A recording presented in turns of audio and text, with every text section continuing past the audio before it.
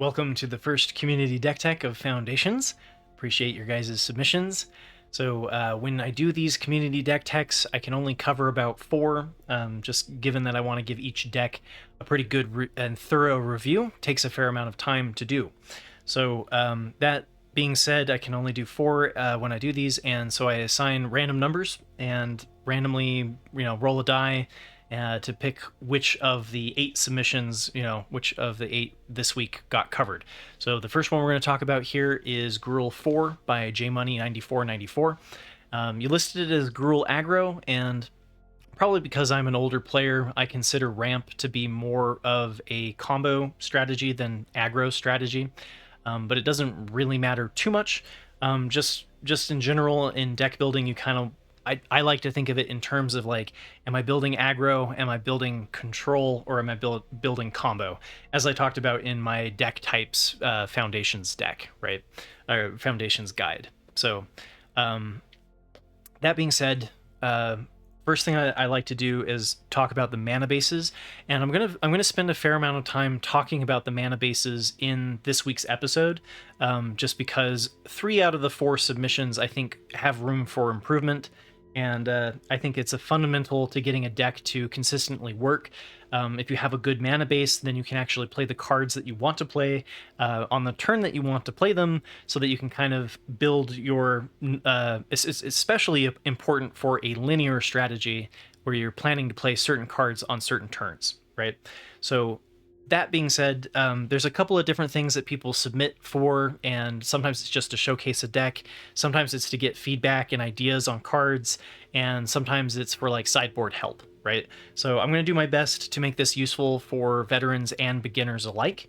And so to start off, first off, we look at the average CMC and the curve of the deck, and for a deck like this, where you're around 2.5, you would usually want to have a larger amount of lands, but for every 1 and 2 costed ramper, you can kind of, for every 3 or so, you can drop a land, right? And so this one is running 9. So typically I'd want this to be at 24 lands, or even 25, and then you got 9 rampers between the Bushwhack, the Elves, and the Ruby Daring Tracker, and that allows you to run a lower land count. So you're running 21. I think that if I were running this in paper personally, I would be on 22, so you're about right. And I think especially if you take out something like the Season of Gathering, which we'll talk about here in a second, and lower the curve a little bit, I think 21 is fits the strategy pretty well. The next thing that I'm going to talk about, and I'll actually showcase a quick little slide that I put together that talks about the mana cost and how many sources of lands do you want to be able to play that single, to play that card. So for example, Llanowar Elves has a single 1 green, right? To cast this on turn 1, you want 14 untapped sources of green. This deck is running 12. So you have 17 total, but the Thornspire Verges are red on turn 1, and the Restless Ridgeline is tapped, right?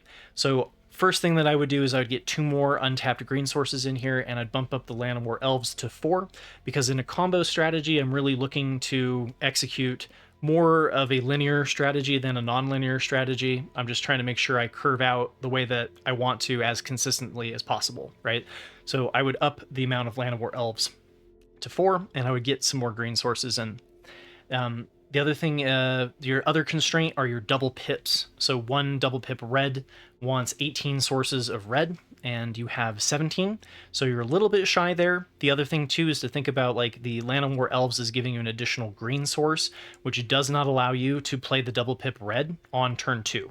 So you would be better off moving away from the double pip red cards and playing something like Giant Cindermaw, in my opinion, where you still have the power 4 synergy, but then you don't have the constraint of not being able to play this on turn 2 off of your Llanowar Elves. Also, since you're kind of playing this ramp strategy into power 4, the goal is to overwhelm your opponent with the synergy of ramping into the powerful cards. I don't think the Brotherhood's End works particularly well with that strategy. I understand that like you can wipe the board and then replay off of the Garruk's Uprising, which is giving you the card draw to kind of refuel if you're up against like another mid-range deck. And in that case, what I'd like to see is ramping into things like the Axebane Feryx, which doesn't die, to the Brotherhood's End. Because then you can kind of build a one-sided Wrath. And the way that this is looking with a lot of your 2-drops, even a lot of, even some of your 4-drops, and sorry, your 3-drops and your 4-drops are getting hit by your own Brotherhood's End. So I would again like to lean a little bit more into a consistent strategy, and instead of the, oh, if I fall behind then this card is going to be useful, because you have those situations where you're like, oh well, what about the games where it's not, and like you're kind of head to head with your opponent, and then this card you can't play because it's going to damage your board too much. So I tend to lean away from that sort of thing, and just accept if I fall behind, and then that's okay. For a combo deck, it happens, right? The Season of Gathering also feels a little bit out of place to me, just because you're not really doing a lot of counter synergies, and you already have the 3 copies of Garruk's Uprising and the Hunter's Talent, which gives you the trample to be able to push your damage through. So not really sure you need the overrun effect of the Season of Gathering. You're also not really going wide or anything like that. So I think that this feels a little bit out of place to me. The Brotherhood's End and the Season of Gathering, I'd rather just see them be threats. And so you've got some good options for threats too that I think that you're not running, that I just want you to be aware of. Halana and Elena was from this version's from Crimson Vow. It got reprinted in Foundations, so this kind of fits into the haste strategy that you have off the Enduring Courage, being able to just immediately get those creatures able to attack. And then it also allows you to play something like the Enduring Courage as a power 4, because it gives you those counters, right? Spinner of Souls too is one that I think that if you're worried about your deck getting killed by black interaction and just trading, then the Spinner of Souls, whenever your creature dies, you get to put a creature card into your hand, I think works pretty well for this strategy, especially because like cards like Ruby Tracker can come down just as a 3/4 haster, right? So just a couple of suggestions there. I hope they find you well, and thank you for sharing your submission there, J Money. The second one is Grimgeist, and this one's a prototype flicker. And the whole strategy here is the prototype cards like the Phyrexian Fleshgorger and the Steel Seraph. They are able to, when they flicker, they come in as their full cost. So you play it as the prototype, you then flicker it, and then it comes in as a 7/5, right? Steel Seraph is a 5/4. So that's the whole core. Then you've got a little bit of the infinite combo of the Bloodthirsty Conqueror with the Enduring Tenacity, which gets triggered off of the life gain of the Steel Seraph or the Phyrexian Fleshgorger. So first things first, mana base. So again, we look at like the CMC, and you kind of, treat these as 3 drops instead of 6 drops. You're going to actually have to calculate it out. But when I did it, I looked at 25 lands is about where I'd be running this in paper, and you're running it at 25 as well. So that checks out. And then the mana constraints are like split up with the 1 double pip white, and the Phyrexian Fleshgorger prototype with the 1 double pip black. Is your most difficult to cast card, and that one wants 18 sources, and you have 22 white and 19 black. So the mana base looks good. This is the one deck of the 4 that gets the thumbs up. Now, Grimgeist mentioned that they had taken this to an RCQ, and they struggled against mono white, and they were contemplating about whether or not to bring in a 3rd color. And as we'll see in the next 2 decks, when you bring in a 3rd color, you generally are increasing the power level of a deck at the cost of mana consistency. And you do have the ability to go into a 3-color space if you would like to. You do have like the Fabled Passage and the Cavern of Souls that you can kind of lean into more than just 2 colors. Now, I don't think it's necessary. I think that with a couple of tweaks, you can make this deck perform better against mono white. And one way to do that is to switch out the Undying Malice and the Not Dead After All. Now, I get that it's kind of like blinking your creature. If you're bringing it back and your creature dies, then it comes back as the full prototype. I see where you were going with it. I would rather that these just be copies of Duress. And the reason is because Duress is able to attack Wraths. So instead of playing these cards in response to your opponent's removal, you just play the Duress and get rid of the removal in your opponent's hand, right? So, and that allows you to get rid of cards that might be problematic for a mid-range strategy like this, which is generally cards like Sunfall, right? So, I would try tweaking those. And then the other thing that you asked was for me to build for help with the best of 3 sideboard. So I built the best of 3 sideboard that I would at least start with. I liked the Authority of Consuls that you had in there. I think that card is particularly nice against the aggro matchup, and we'll see it in the other 2 decks as well. So particularly a card that's getting a lot of attention right now. Now, I added 2 Dreams of Steel and Oil, and this is assuming that you're going to bring out these 2 cards and bring in Duress. And the Dreams of Steel and Oil I like against Azorius Oculus, being able to attack their kind of milled graveyard as well. So, because another deck that I think that mid-range decks can struggle against is the combo deck of Azorius Oculus, right? So, if you're not going to bring out the Not Dead After All and the Undying Malice, you could also just run 3 copies of Duress. But some way of attacking our opponent's hand and kind of helping out with that mono-white matchup. And similarly, I think we could do the same thing with Cruel Claw's Heist and Rest in Peace. So this would be for more Azorius Oculus hate, so that you can increase that matchup. Now, if I completely misread this and this deck is not really struggling against Azorius Oculus, then please feel free to tweak down the amount of tech that I'm bringing in against that deck. So Blot Out I really like against Dimir midrange, Aklazot's Deepest Betrayal. There's a couple of really good targets right now for the for Blot Out, and getting rid of Enduring Curiosity and Dimir midrange, that sort of thing, where I think one of these is particularly nice. And similarly, Legions to Ashes is particularly nice against the mono-white tokens deck, right? So being able to destroy that all have the same name, we kind of see the same thing. We were talking about it with the Manifold Pulse or whatever it's called in Golgari, right? Particularly nice to get around the problematic blockers of like the 2/1 flyers from the Overlord of the Mistmoors, right? So I like this card, especially in Orzhov. And then last but not least, Kaya Intangible Slayer I think is a good option in the sideboard against mono white specifically, because mono white is leaning into Wraths and can struggle a little bit with targeted with Planeswalkers, right? So Planeswalkers are a classic response to Wraths. And so in Orzhov, you have a really great one. Kaya Intangible Slayer is definitely a win condition in and of itself. And even, has the gain 3 life, lose 3 life, which can help you with enabling your combo. So I don't know, I'd at least try it out. And thank you for your submission. I hope it finds you well.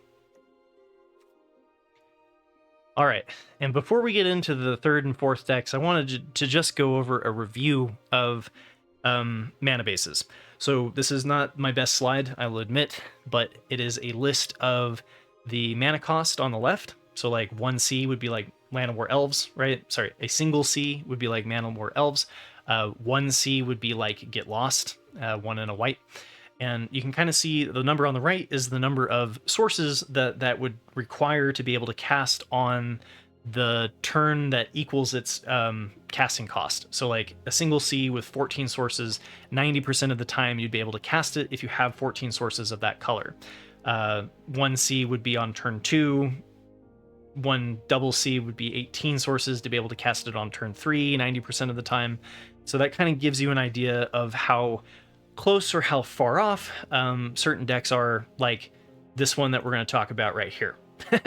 So this one is by Boston Acheron, probably massacring that name, but this one is Yore Tokens, and Yore is a name for 4 colors without green, depending on how long you've been playing Magic.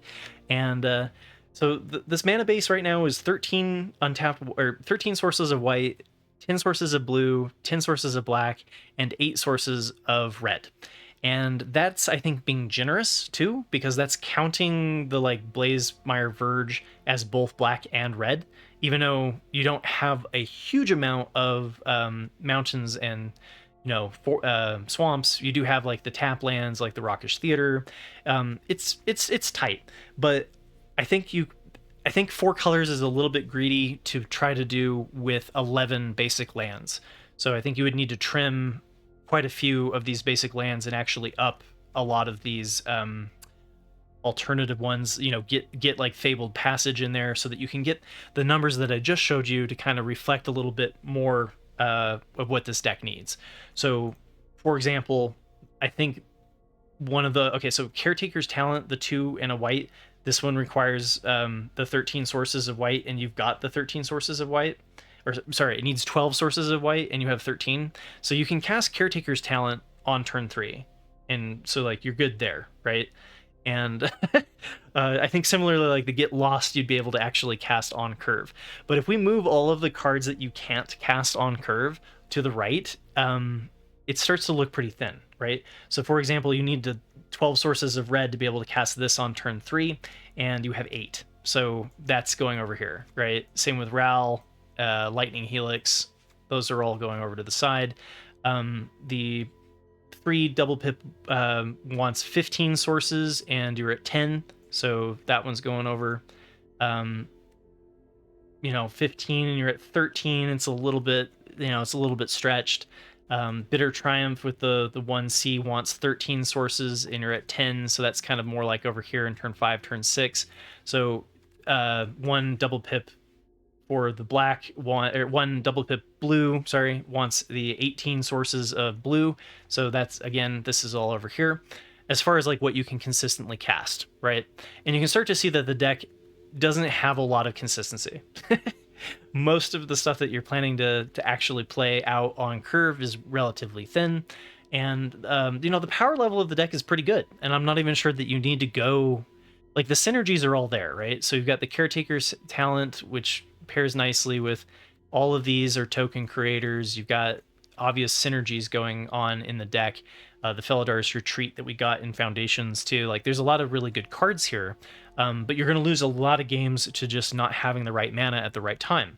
So that being said, I'd probably ditch black, because Liliana, the Dreadhorde General, and the Bitter Triumph isn't necessary to get this strategy to work, right? I mean, like, I think that if you ditch the black, the deck still has enough power to just go kind of off of Jeskai. And then you can kind of focus on just getting the white, blue, and red to have more of a consistent mana base so that you can actually play out your cards. So I hope that helps get a little bit more consistency in the deck and have the deck fire a little bit better.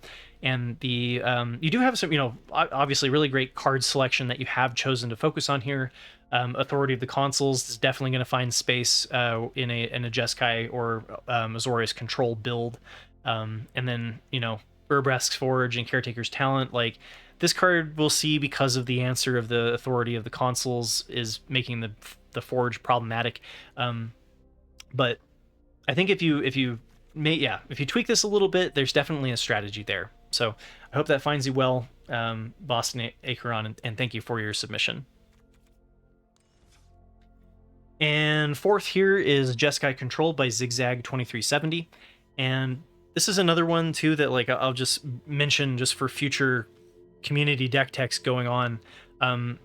If you want to just tell me at the beginning that you're not, you want to just showcase the deck, right? If you do that, then I don't spend an hour or so dissecting a deck that you're no longer really even like continuing to play, right?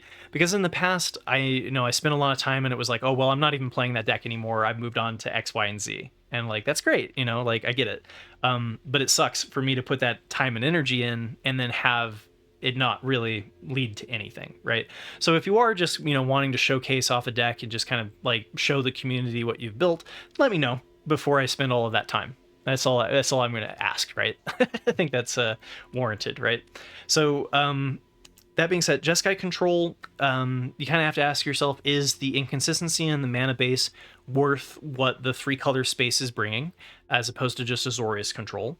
And one of the upsides to Jeskai Control is that it has a better matchup against cards like or against strategies like mono red aggro, creature centric strategies, and then it kind of loses to the strictly controlling Azorius Control builds because they typically have more a deeper pool of counter spells to work with, and then you lose out on virtual card advantage because of cards like Ill-Timed Explosion being a dead card against Azorius Control, right? And that's just nothing to deal about this deck specifically. It's just kind of the dilemma of Jeskai Control versus Azorius Control in the first place.